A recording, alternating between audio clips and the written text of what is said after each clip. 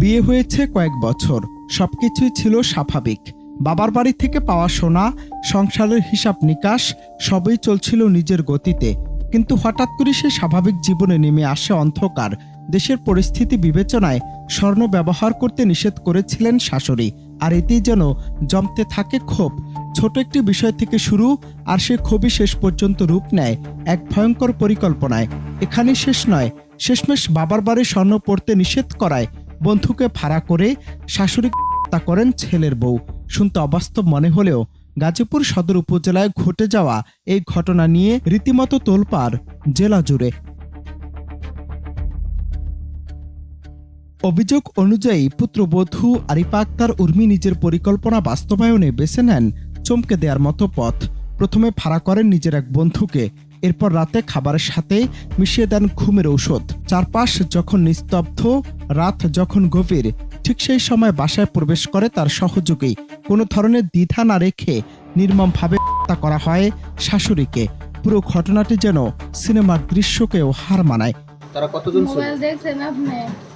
Mobile তো আমি ঘড়ির টাইম দেখি নাই। তারা কতজন ছিল আর কি? সামনে এমন করে চোখ চাপে ধরতে তখন আমি সামনে 3 জন দেখছি, আর পিছনে কয়জন এটা আমি দেখি না। গেট কি খোলা ছিল? হ্যাঁ, গেট খোলা। তো আপনি যখন দরজা থেকে বের হলেন তখন কি আপনারা দেখতে পারেন না যে কতজন, একজন না দুইজন না চারজন এরকম কোনো সংখ্যা? মানে দেখতে যখন পারেন? গেট খোলা তখন আমি লাইট ধরছি, লাইট ধরার পরে আমার পিছনে একজন চোখ ধরছে, মুখ ধরছে। তখন এমনি যখন করছে তখন আমি খালি সামনে 3 জন দেখছি, আর পিছনে কয়জন তো আমি দেখি নাই। মুখ দেখি নাই, মুখ আপনার আটকানি। চাবি আমি প্রতিদিন ওই জায়গায় রাখি। তালা কি কেটে ফেলছিল তারা? তা তো আমি জানি না। তাহলে তালা মারা থাকলে তাহলে তারা কিভাবে আসলে প্রবেশ করবে? অন্য কোনো বাইপাস কোনো রাস্তা আছে কিনা আপনাদের বাসায় ঢোকার মতো?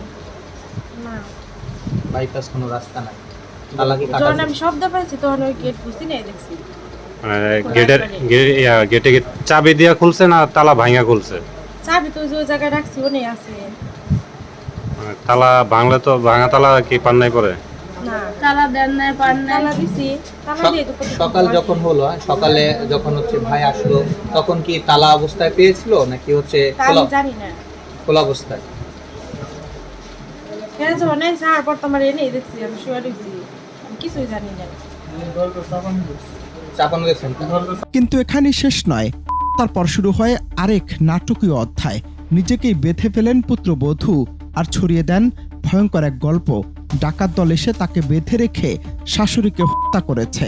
প্রথমে ঘটনাটি শুনে চমকে উঠে এলাকাবাসী, সৃষ্টি হয় তীব্র আতঙ্ক। কিন্তু প্রশাসনের তদন্তে ধীরে ধীরে বেরিয়ে আসে আসল রহস্য।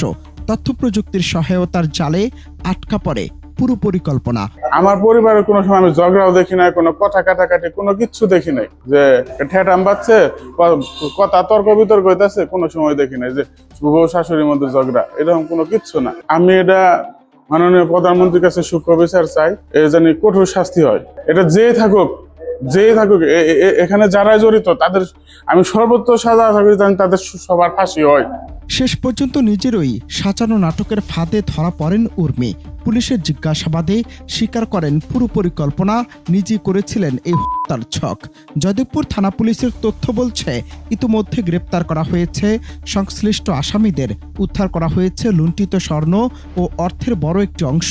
বর্তমানে তারা জেল হাজতে আছেন। আর মানবিক দিক বিবেচনায় উর্মির 4 বছরের শিশু সন্তানকেও রাখা হয়েছে তার সাথে। এ ঘটনা আবারও মনে করিয়ে দেয়, ক্ষোভ আর লোভ যখন নিয়ন্ত্রণের বাইরে যায় তখন তা কেবল একটি পরিবার নয়, পুরো সমাজকেই নাড়িয়ে দেয়।